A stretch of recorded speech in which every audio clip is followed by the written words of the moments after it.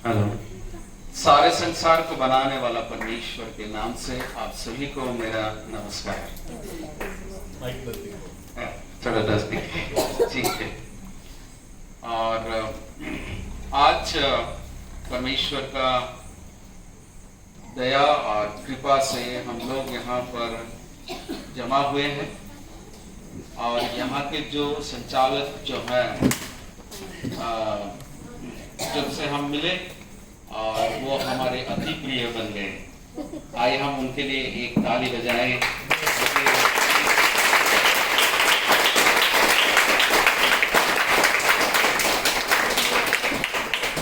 परमेश्वर की रचना को हम जब देखते हैं तो हमें बहुत ही आनंद और खुशी होती है। उस बीच में ऐसे भी कुछ बातें हैं जो दैविक शक्ति कुछ ही लोगों को मिलता है, जिनमें से आप एक हैं, जो परमेश्वर की सृष्टि को धरती पर जो है उसको आप सजाते हैं, उसको संभालते हैं। जो है ये दैविक शक्ति का कार्य है। ये मैं जब यहाँ आया तभी मुझे समझ में आया। मैं इसके बारे में बहुत बातें करता हूँ, परंतु वास्तविकता जब हम वहाँ उस स्थान पर हम जाते हैं तभी हमें मिलता है।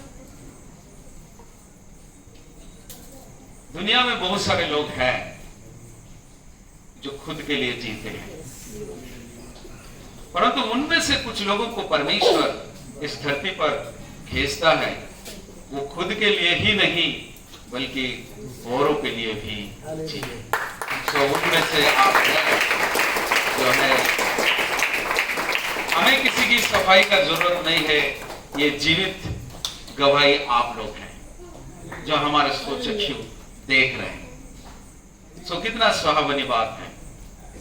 सो इसलिए मैं परमेश्वर का धन्यवाद देता हूं। परमेश्वर अपनी रचना को संभालने के लिए अपने ही लोगों को वो सृष्टि करता है और उन्हें संभालता है और उन्हें राह दिखाता है। और ये बुद्धि और ज्ञान और समझ परमेश्वर की ओर से है। हम कई बार सोचते हैं ये मेरा है, परंतु ऐसा नहीं है। वो परमेश्वर हमें देता है, हमें वो अगुवाई करता है, हमें दिशा दिखाता है, हमें राह दिखाता है कि इस राहों पर आपको चलना है। तो इसलिए मैं बहुत बहुत आभारी हूँ। आप इस सौभाग्य आपने मुझे दिया कि मैं इस स्थान पर आऊं और आपकी जो परमेश्वर की ओर से दिया हुआ उस खूबी को आप यहाँ पर क्या है कि प्रकट कर रहे हैं, जो ये बहुत सारे लोगों के लिए प्रेरणा है। कितने लोग इसे समझ पाते हैं मुझे नहीं पता। इसमें कई लोग आए होंगे, कई लोग गए होंगे, पर किनके जीवन में ये प्रेरणात्मक संदेश आपने दिया है मुझे नहीं पता, परंतु मुझे ये पता कि आपने मुझे एक प्रेरणा दिया है। तो ये बहुत खुशी की बात है। मैं इसे बहुत धन्यवाद देना चाहता हूँ। Thank you. आप इतना बड़ा सेवा करते हैं। आपके सामने मैं अपने आप को देखता हूँ तो बहुत ही छोटा समझता हूँ कि इतना बड़ा क्या है कि सेवा अपने कांधों पर लेकर के आप चलते हैं। तो आप धन्य व्यक्ति हैं। तो मैं परमेश्वर का धन्यवाद करना चाहूंगा और 2 पद आप सभी लोगों के लिए मैं बोलना चाहूंगा कि परमेश्वर हम सबको सृष्टि किया है और परमेश्वर का कहना यह है कि एक दिन आएगा हम सब स्वर्गदूतों की नहीं होंगे। अब जब स्वर्गदूतों की नहीं होंगे तो वहां हम एक जैसा ही दिखेंगे। आप सभी को मैं बताना चाहता हूं कि प्रभु परमेश्वर स्वर्ग छोड़ करके इस दुनिया में आया और उन्होंने दुनिया के 12 लोगों को चुना कि अपने साथ रहने के लिए। उनमें से उन्होंने 3.5 साल तक उन 12 लोगों को अपने साथ रखा। और आप जानते हैं उन 12 में से 12 जो लोग थे और यीशु मसीह को मिलाकर के 13 लोग जो थे वो एक जैसा ही दिख रहे थे। संसार में आते हुए परमेश्वर अपने स्वरूप में जो बनाया था उसको उन्होंने प्रमाणित कर दिया।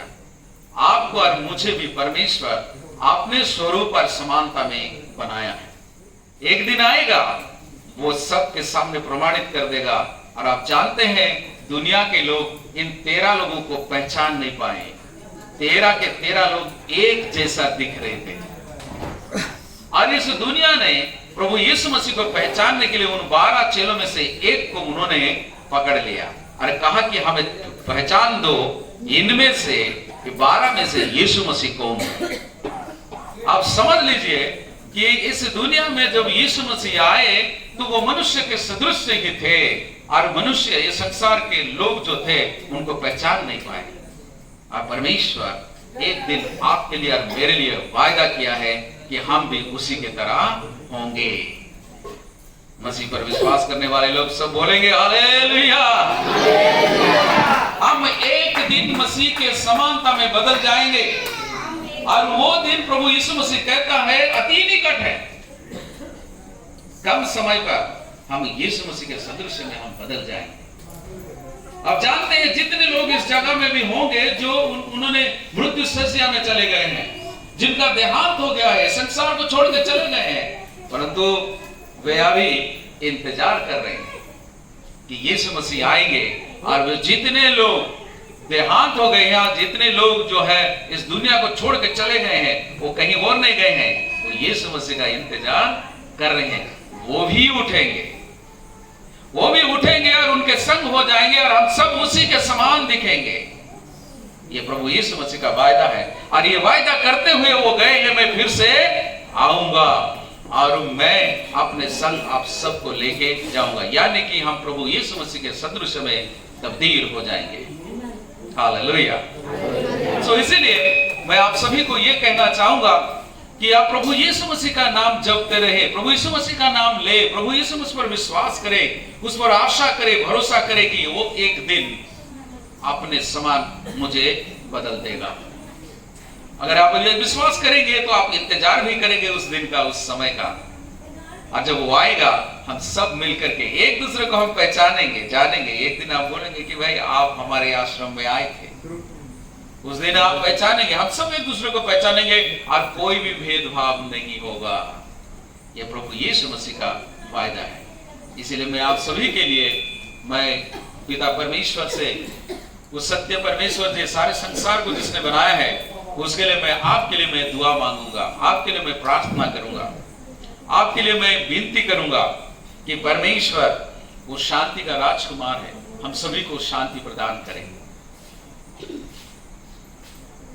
और वो वायदा करके गया, अपने चेलों को कहते हुए, मैं तुम्हें अपना शांति दिए जा रहा हूं।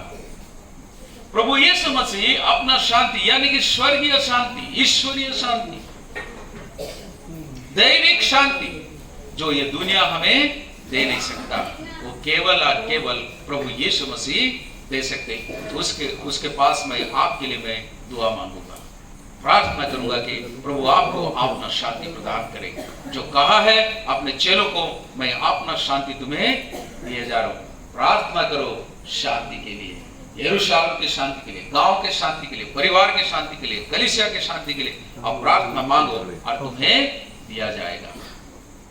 इसलिए मैं आप सभी के लिए इसी बात अभी ही मैं प्रार्थना करना चाहूंगा कि प्रभु आप सभी को शांति शांत बना दे, और इंतजार का समय दे कि एक दिन उसी के समान हम बदल जाएंगे। आइए हम अपना सिरों को झुकाएं, आंखें बंद करें, और उस सृष्टिकर्ता की ओर हम ताकें कि हमें वो स्वर्गीय शांति हमारे जीवन में भर दे।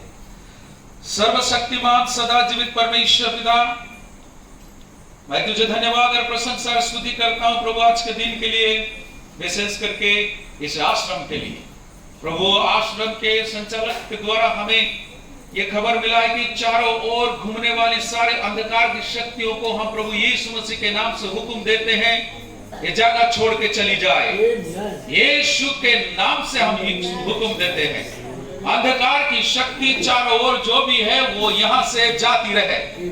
प्रभु तेरे ही संतान है ये, जिनको तूने ही सृष्टि किया है अपने स्वरूप और समानता में। प्रभु मैं तुझसे विनती करता हूँ प्रभु, तू आपने इन सृष्टि को, तेरे ही संतान संतति को प्रभु परमेश्वर तू तरस खा, इन पर प्रभु तू अपना अनुग्रह का बारिश वर्षा दे। हर एक के मन में ईश्वरीय शांति प्रदान कर। हर एक जन यहाँ पर है, किसी भी प्रकार की मुसीबत में है, कष्ट और तकलीफ में है, तनाव में है, प्रभु तू जानता है, क्योंकि ये तेरे ही सृष्टि है। प्रभु परमेश्वर, मैं प्रार्थना करता हूं कि हर एक के जीवन में तू तसल्ली दे, शांति प्रदान कर, ताकि आनंद और खुशी के साथ प्रभु इस धरती पर इंतजार की जिंदगी जीने पाए कि एक दिन यीशु मसीह आएंगे और हमें अपने समान वो बदल देंगे। प्रभु परमेश्वर, तेरा अनुग्रह का बारिश यहाँ पर बरसती रहे। प्रभु परमेश्वर, संचालक के लिए कि हम प्रार्थना करते हैं प्रभु, उन्हें जो बुद्धि और तूने ज्ञान दिया है, ताकि प्रभु तू अपने आत्मा के द्वारा प्रभु उन्हें अगुवाई कर सके, जो इस प्रकार की स्थिति में है उन्हें एक जगह पर इकट्ठा करके प्रभु तू उनका सेवा और देख रेख करने पाए।